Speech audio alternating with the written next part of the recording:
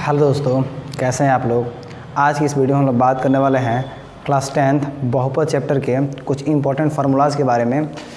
जैसे कि लिखा गया है यहाँ पे द्विघाती बहुपद और त्रिघाती बहुपद। पहला है द्विघाती बहुपद का व्यापक रूप। इसका व्यापक रूप होता है ax² + bx + c = 0। और यहाँ पे जो a का वैल्यू होता है ये 0 के बराबर नहीं होता है। दूसरा है मूलों या शून्यकों की संख्या। जो द्विघाती बहुपद होते हैं उनके कुल 2 मूल होते हैं, यानी कुल 2 शून्य की संख्या होती है। मान लेते हैं एक अल्फ़ा होता है और एक बीटा। अल्फ़ा और बीटा, इसे मान लेते हैं एक अल्फ़ा है तथा बीटा है। नेक्स्ट टॉपिक है इसमें शून्यकों का योग, या इसको बोल सकते हैं हम मूलों का योग। इसका फार्मूला होता है -b/a, यानी अल्फ़ा + बीटा बराबर -b/a होता है। 4 नंबर है शून्यकों का गुणनफल, यानी कि अल्फ़ा × बीटा बराबर क्या होता है c/a।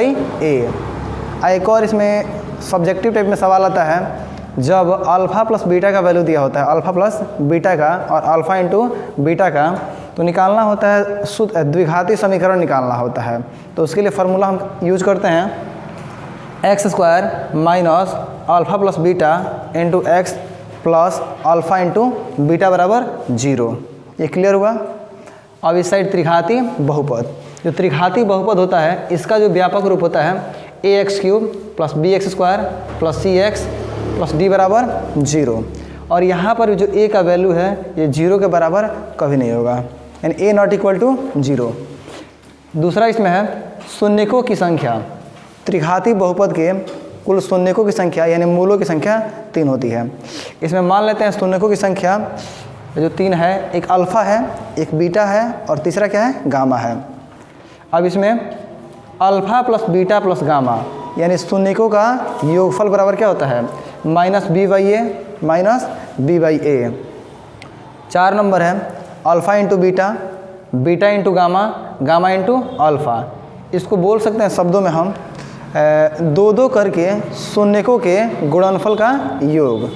इसका फार्मूला है c/a। क्लियर। 5 नंबर है अल्फ़ा × बीटा × गामा, यानी कि शून्यकों का गुणनफल।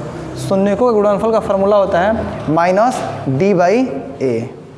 और लास्ट 6 नंबर है, जब इसमें भी आपके पास शून्यकों का योगफल दिया रहेगा, शून्यकों का गुणनफल दिया रहेगा, तो इसका त्रिघाती बहुपद निकालने का, त्रिघाती समीकरण निकालने का एक सूत्र होता है x³ - alpha + beta + gamma × x² plus alpha × beta plus alpha beta × gamma plus gamma × alpha bracket में × x, फिर माइनस अल्फ़ा × बीटा × गामा।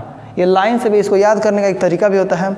जैसे यहाँ पे माइनस है, फिर प्लस है, फिर क्या है माइनस है। इसको आप याद कर सकते हैं। और जो भी है बिहार बोर्ड क्लास 10th के लिए बहुत ही इंपॉर्टेंट है। अगर वीडियो